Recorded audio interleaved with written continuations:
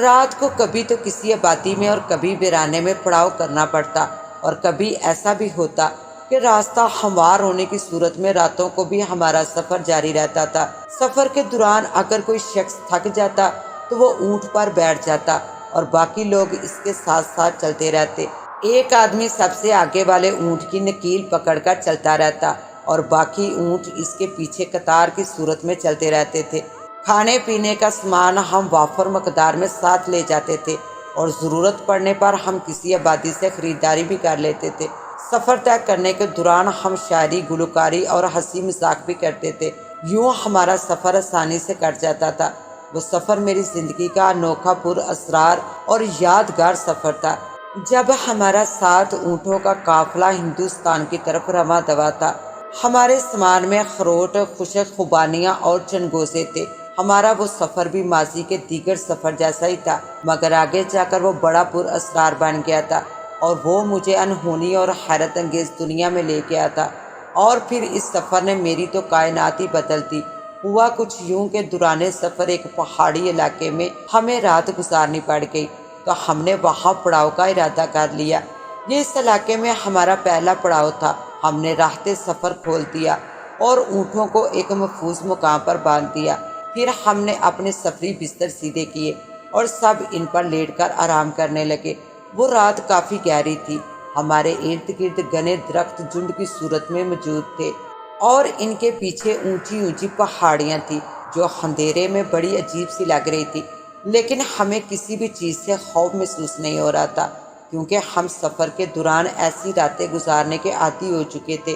اس لیے ہمیں اس طرح کے ماحول سے کوئی ڈر محسوس نہیں ہوتا تھا۔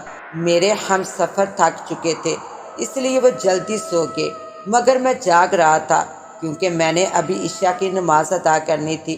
میں نے ہاتھ میں ایک چھڑی اور ماچس کی ڈبیا لی اور وضو کے لیے پانی کی تلاش میں نکل پڑا۔ میں نے پہاڑیوں کی طرف ہو لیا کیونکہ اس جانب سے مجھے کسی چشمے کے بہنے کی آواز آ رہی تھی۔ گرمیوں کا موسم تھا اور اس وقت رات کے تقریباً 9-10 بجے ہوں گے۔ گرمی اتنی زیادہ نہ تھی کیونکہ ٹھنڈی ہوا چل رہی تھی اور موسم نہایت ہی خوشگوار سا لگ رہا تھا۔ میں ماچس چلا کر چھڑی سے پتھر اور گھاس ہٹاتا ہوا آگے بڑھنے لگا۔ اس طرح جلدی میں چشمے پر پہنچ گیا۔ اس کے ٹھنڈے پانی نے مجھے بہت ہی مزہ دیا۔ پہلے میں نے خوب سیر ہو کر پانی پیا اور پھر وضو کیا اور چشمے کے قریب ہی ایک ہموار سے پتھر پر نماز عشاء ادا کی۔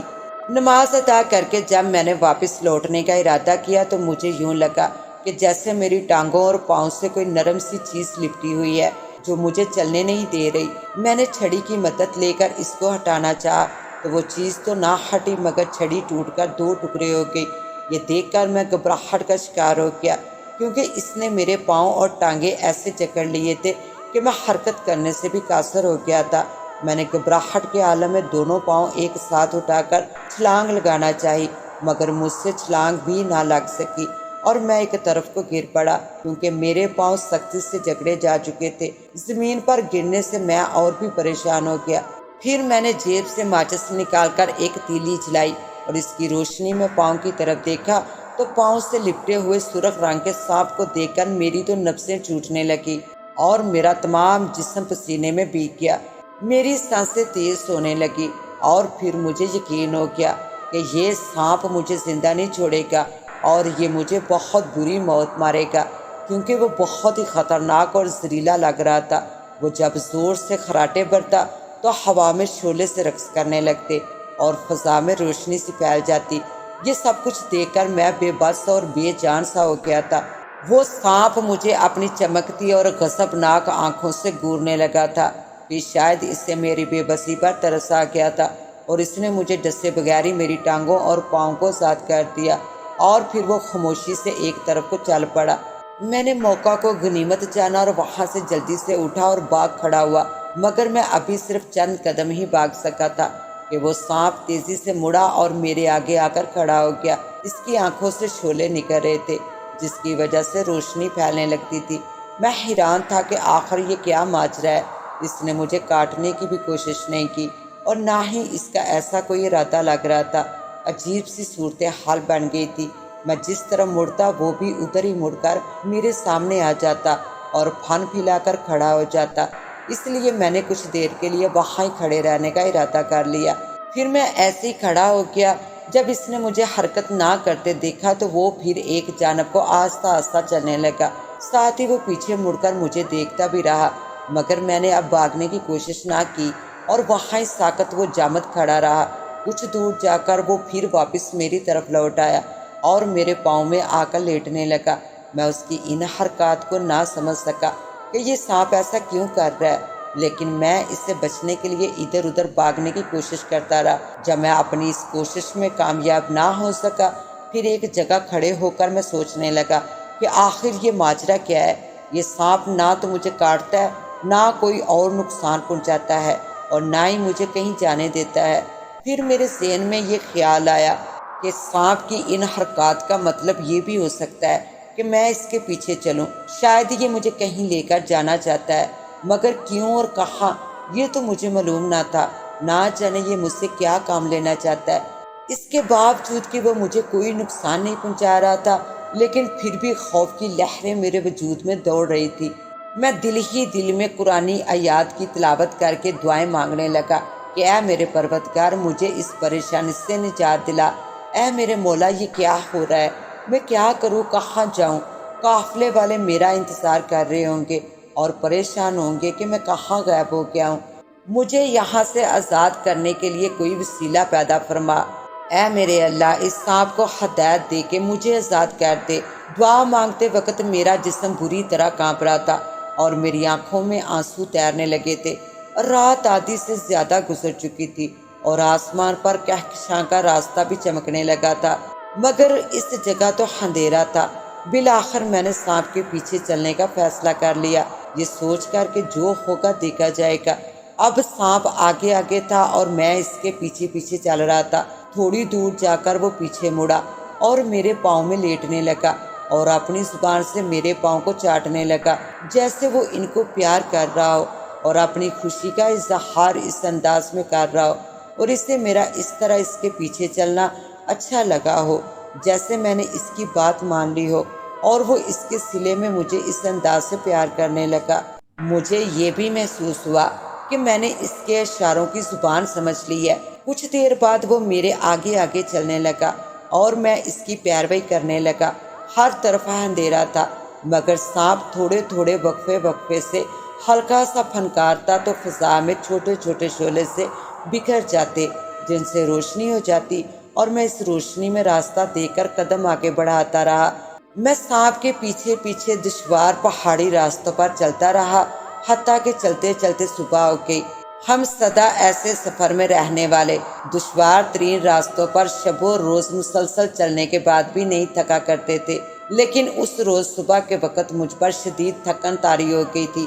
اوپر سے نیند نہ کر سکنے کی وجہ سے میری آنکھیں بھی بوجھل سی ہو گئی تھی۔ میرا جی چاہتا کہ بس میں یہیں اس زمین پر ہی لیٹ کر سو جاؤں، مگر سانپ کے خوف کی وجہ سے میں بھلا کیسے سو سکتا تھا۔ میں اب بھی ڈرا ڈرا اور سہما ہوا تھا کہ نہ جانے یہ سانپ میرے اوپر کون سا ستم ڈھانے والا ہے، پھر نہ جانے آگے جا کر میں کس مصیبت میں گرفتار ہو جاؤں۔ میں اپنے اس خوف کو دور کرنے کی بھی کوشش کرتا کہ نہیں، ایسا نہیں ہوگا۔ اگر سانپ نے مجھے تکلیف اور نقصان ہی پہنچانا ہوتا تو یہ کب کا مجھے ڈس چکا ہوتا اور میں موت کی آغوش میں سو رہا ہوتا۔ صبح ہوئی تو سانپ ایک بنجر اور ویران سی پہاڑی کے قریب پہنچ کر اس کی اونچائی کی جانب بڑھنے لگا۔ میں بھی اس کے پیچھے پیچھے تھا۔ پہاڑی کی چوٹی پر پہنچ کر وہ کچھ دیر کے لیے ٹھہر گیا تو میں بھی اس کے پیچھے ہی رک گیا اور ایک پتھر پر بیٹھ کر اپنی سانسیں درست کرنے لگا۔ اب سانپ نے پہاڑی کی دوسری جانب اترائی میں اترنا شروع کر دیا تھا۔ کافی گہرائی میں جا کر مجھے زمین کچھ ہموار سی دکھائی دی اور تھوڑی دور جا کر سانپ ایک جانب ہو کر لہرانے لگا اور پھر اپنے سر کو ہلا کر اشارہ کرنے لگا کہ میں آگے بڑھ کر اس کے قریب آ جاؤں۔ میں 8-10 قدم چل کر اس کے قریب پہنچ گیا اور اس طرف دیکھا جدھر کا وہ اشارہ کر رہا تھا۔ وہ ایک ویران سی جگہ تھی جہاں قدرتی طور پر پتھروں کا ایک کنواں سا بنا ہوا تھا، مگر وہ سارے کا سارا زمین کے اوپر تھا۔ اس کے اندر ایک بڑا سا سنہرے رنگ کا نہایت ہی خوبصورت سانپ بیٹھا ہوا جھوم رہا تھا، ایسے جیسے وہ کوئی نغمہ گا رہا ہو۔ میں اس کو دیکھ کر خوف زدہ ہو گیا اور گھبراہٹ کے عالم میں پیچھے ہٹنے لگا تو وہ غصے سے پھنکارا۔ ہوا میں ایک تیز سی روشنی پھیل کر میری طرف آئی تو مجھے یوں لگا کہ جیسے میرے جسم میں کسی نے آگ بھر دی ہے۔ تپش کے مارے میرا بدن جلنے لگا اور میں وہاں ہی گر گیا۔ وہ سانپ جو مجھے یہاں تک لایا تھا خود ایک بڑے سے پتھر کی اوٹ میں چھپ کر بیٹھا ہوا تھا اور مجھے دیکھ رہا تھا۔ وہ فوراً وہاں سے اٹھا اور میرے پاس آ گیا۔ پھر وہ میرے بدن پر اپنی زبان پھیرنے لگا۔ تھوڑی ہی دیر میں میرے تمام جسم کی جلن ختم ہو گئی اور یوں لگا جیسے مجھے کچھ ہوا ہی نہ تھا۔ وہ مجھے اشاروں سے ایک چھوٹے سے پتھر کو دھکیل کر سمجھانے لگا کہ میں اس سنہرے سانپ کو پتھر ماروں۔ میں نے محسوس کیا کہ یہ سانپ ایک دوسرے کے دشمن ہیں اور ایک دوسرے کو جان سے مارنا چاہتے ہیں۔ اس سانپ کے اشاروں میں میں نے ڈھیر سارے پتھر جمع کر لیے اور پھر وہ پتھر اٹھا کر اس سنہرے سانپ کو مارنے لگا۔ وہ سانپ ان پتھروں میں ہی بیٹھا رہا۔ وہ وہیں بیٹھے بیٹھے ہی پھنکار مارتا رہا۔ ایک روشنی سی فضا میں پھیلتی اور پھر میرا بدن اسی طرح جلنے لگتا اور میں زمین پر گر پڑتا۔ اس کی پھنکار سے وہ سرخ سانپ فوراً میری طرف لپکتا اور اپنی زبان سے میرے جسم کو چاٹنے لگتا۔ اس کے چاٹنے سے میرے جسم میں ٹھنڈک سی دوڑ جاتی اور میں ٹھیک ہو جاتا اور دوبارہ پتھر اٹھا کر اس کو مارنے لگتا۔ وہ پھر اپنا وار کرتا اور پھنکارتا۔ اس کی پھنکار سے نکلنے والی آگ نے میرے جسم کے تمام کپڑے جلا دیے تھے اور میں تقریباً بالکل ہی برہنہ ہو گیا تھا۔ یہی نہیں بلکہ میرے سفید جسم کا گوشت بھی جل کر سیاہ رنگت میں تبدیل ہو گیا تھا اور جگہ جگہ سفید رنگ کے چھالے ابھر آئے تھے۔ لیکن میں نے پھر بھی ہمت نہ ہاری تھی۔ میں جب بھی اسے پتھر مارتا تو جواب میں وہ پھنکارتا اور پھر اپنی جگہ بیٹھ کر لہرانے لگتا جیسے وہ مجھے جلا کر خوشی منا رہا ہو۔ کبھی وہ جھومتا اور کبھی لہراتا۔ مجھے یہ سمجھ نہ آ رہی تھی کہ وہ اپنی جگہ سے اٹھتا کیوں نہیں ہے، کیونکہ ہمارے درمیان فاصلہ کچھ زیادہ نہیں تھا۔ اگر وہ چاہتا تو وہ اپنی جگہ سے اٹھ کر آسانی سے مجھے ڈس سکتا تھا اور مجھے موت کے منہ میں لے جا سکتا تھا، مگر وہ ایسا نہیں کر رہا تھا۔ اور پھر وہ دونوں سانپ بھی آپس میں نہیں لڑ رہے تھے بلکہ ان کی لڑائی تو میں لڑ رہا تھا۔ یہ لڑائی تقریباً 1 گھنٹے سے زیادہ عرصہ تک جاری رہی۔ میں اس کو پتھر مارتا، وہ پھنکارتا، میرا جسم جلن محسوس کرتا، سرخ رنگ والا سانپ مجھے چاٹتا اور میں ٹھیک ہو جاتا۔ اس مسلسل جنگ میں میری ہمت جواب دینے لگی تھی اور دماغ بھی معاف ہوتا محسوس ہونے لگا تھا۔ مجھے خون کی نالیوں میں بھی سوئیاں گردش کرتی محسوس ہونے لگی تھی۔ میں تھک ہار کر بیٹھ گیا کہ سرخ رنگ کے سانپ نے پھر میرے بدن پر زبان پھیری تو میں آخری بار کوشش کر کے غصے سے اٹھا اور ایک بڑا اور بھاری پتھر اٹھایا اور لڑکھڑاتے ہوئے آگے بڑھ کر پوری قوت سے وہ پتھر سنہرے سانپ کو دے مارا، جس نے سنہرے سانپ کا سر کچل دیا۔ میں نے اس کے بعد 2 اور پتھر اٹھا کر اس کو دے مارے تاکہ یہ یقین ہو جائے کہ وہ سانپ واقعی میں مر گیا ہے۔ اس کے بعد میں نے ڈھال سا ہو کر زمین پر بیٹھ گیا۔ اس کے بعد سنہرے سانپ کی پھنکار سنائی نہ دی، جس کا یہی مطلب تھا کہ وہ سانپ مر گیا ہے۔ یہ سب کچھ محسوس کرنے کے بعد کہ اب اسے کوئی خطرہ نہیں ہے، وہ سرخ سانپ خوشی سے جھومنے لگا اور جھومتا ہوا میری طرف آیا اور پھر دیوانہ وار میرے جسم پر اپنی زبان پھیرنے اور چاٹنے لگا۔ پھر اس سرخ رنگ نے ایک زوردار پھنکار ماری تو مجھے اپنے جسم پر ایک آگ یوں تیرتی محسوس ہوئی جیسے میرے جسم پر کسی چیز کا لیپ کر دیا گیا ہو۔ اس لیپ نے میرے جسم پر ہونے والی جلن میں بہت زیادہ کمی کر دی تھی، لیکن میرے جسم پر پڑے ہوئے چھالے پھٹ گئے تھے اور ان میں سے خون بہنے لگا تھا۔ سانپ نے ایک اور پھنکار ماری اور اسی طرح ایک گرم ہوا کا لیپ سا مجھے اپنے تمام بدن پر دوبارہ محسوس ہو گیا اور پھر میں نے دیکھا کہ میرے چھالوں سے بہنے والا خون بند ہو گیا ہے۔ اس کے بعد میری طبیعت میں کچھ بہتری آ گئی اور میں اٹھ کر بیٹھ گیا۔ جب سانپ نے محسوس کیا کہ میری طبیعت سنبھل گئی ہے تو وہ پھر اسی انداز میں آگے بڑھنے لگا اور مجھے اپنے پیچھے آنے کا اشارہ کرنے لگا۔ میں اب مزید آگے بڑھنے سے قاصر تھا، لیکن میں اور کیا کرتا سوائے اس کے کہ اس کی پیروی کرتا۔ لہٰذا میں نے اپنی بکھری ہوئی طاقت کو یکجا کیا اور ہانپتا کانپتا لڑکھڑاتا ہوا اس پتھروں کے کنویں کی طرف بڑھا جہاں سنہری سانپ مرا ہوا تھا۔ سانپ کے اشارے کے مطابق میں نے اس کو دم سے پکڑا اور اسے نالے کے دوسری جانب پھینک دیا۔ پھر سرخ سانپ نے مجھے وہ پتھر ہٹانے کا اشارہ کیا۔ میں نے بڑی ہی مشکل اور تکلیف سے ان پتھروں کو وہاں سے ایک طرف سرکایا تو میں یہ دیکھ کر دنگ رہ گیا کہ وہاں ایک بڑی سی سرنگ تھی جو اندر کی طرف جا رہی تھی۔ سرخ سانپ لہراتا ہوا اس میں داخل ہو گیا۔ وہ سرنگ اتنی بڑی تھی کہ میں آسانی سے اس میں داخل ہو سکتا تھا، لہٰذا میں بھی نہایت بری حالت میں اپنے جسم کو گھسیٹتا ہوا اس میں گھس گیا۔ ذرا آگے جا کر سانپ رک گیا، کیونکہ اس کے آگے بالکل ہی اندھیرا تھا اور تاریکی کی وجہ سے آگے کچھ دکھائی نہیں دے رہا تھا۔ اس سے آگے روشنی نام کو بھی نہیں تھی۔ میں نے یہ فاصلہ بھی بڑی مشکل سے طے کیا تھا۔ مجھے تو یوں محسوس ہونے لگا تھا کہ میں ابھی موت کے منہ میں چلا جاؤں گا۔ سانپ نے اب برابر پھنکارنا شروع کر دیا تھا۔ وہ جب بھی پھنکارتا تو چاروں طرف شعلے سے بکھر جاتے، جس سے غار میں روشنی سی ہو جاتی۔ میں اس روشنی کو دیکھ کر آگے بڑھ جاتا۔ کچھ آگے جا کر جب سانپ پھنکارا تو اس سے آگ کے شعلے بلند ہوئے، تو مجھے ان کی روشنی میں اس قسم کا ایک اور بھاری پتھر نظر آیا جیسا کہ باہر تھا۔ سانپ نے مجھے اس کو ہٹانے کا اشارہ کیا، مگر اس وقت میرا جسم تقریباً بے جان سا ہو چکا تھا اور مجھ میں کسی بھی قسم کی ہمت نہ تھی۔ میرا تمام جسم تھکا ہوا تھا اور چور چور تھا۔ میرے ہاتھوں میں تو بالکل بھی طاقت نہیں تھی۔ میری ٹانگیں خوف اور کمزوری سے لرز رہی تھی اور میرے اپنے جسم کا بوجھ اٹھانے سے انکاری تھی، لیکن سانپ کا حکم تو ماننا ہی تھا، کیونکہ اس کے سوا کوئی چارہ بھی نہ تھا۔ لیکن میں نے جیسے تیسے کر کے اس پتھر کو ہٹا ہی دیا۔ جیسے ہی وہ پتھر ہٹا تو مجھے وہاں ایک اور سرنگ دکھائی دی، بالکل اسی طرح جس طرح کی سرنگ میں ہم نے پہلے سفر کیا تھا، لیکن اس میں ایک فرق تھا کہ اس میں اندھیرا نہ تھا بلکہ روشنی پھیلی ہوئی تھی، جسے دیکھ کر میری جان میں جان آ گئی۔ سانپ اس کے اندر چلا گیا تو میں بھی اس کے پیچھے پیچھے اس میں داخل ہو گیا۔ کچھ آگے جا کر مجھے ایک بہت بڑا سا صندوق رکھا ہوا دکھائی دیا۔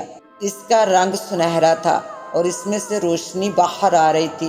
سانپ اس کے قریب جا کر رک گیا تو میں بھی گرتا پڑتا اس کے پاس پہنچ گیا۔ اس صندوق کو بڑے سے تالے سے بند کیا گیا تھا۔ سانپ نے پھر مجھے اشارہ کرنا شروع کر دیا۔ میں فوراً ہی سمجھ گیا کہ وہ مجھے تالا کھولنے کے لیے کہہ رہا ہے۔ میں نے ادھر ادھر نظر دوڑائی تو مجھے کوئی ایسی چیز نظر نہ آئی جس کی مدد سے میں تالا توڑ سکوں، تو میں مایوس سا ہو کر ایک جانب بیٹھ گیا۔ سانپ نے جب میری بے چارگی دیکھی تو وہ صندوق کے پاس گیا اور تالے کے قریب منہ کر کے پھنکارا۔ اس کی پھنکار اتنی زوردار تھی کہ تالا سرخ ہو گیا۔ میں نے اٹھ کر ایک پتھر اٹھا کر تالے کو مارا تو تالا ٹوٹ کر زمین پر گر گیا۔ سانپ نے مجھے صندوق کھولنے کا اشارہ کیا تو میں نے ڈرتے ڈرتے صندوق کا ڈھکن اوپر کو اٹھایا۔ صندوق کھلتے ہی میری آنکھیں حیرت سے پھٹ گئی۔ میں نے دیکھا کہ وہ صندوق ہیروں، جوہرات اور سونے کے بھاری زیورات سے بھرا ہوا ہے۔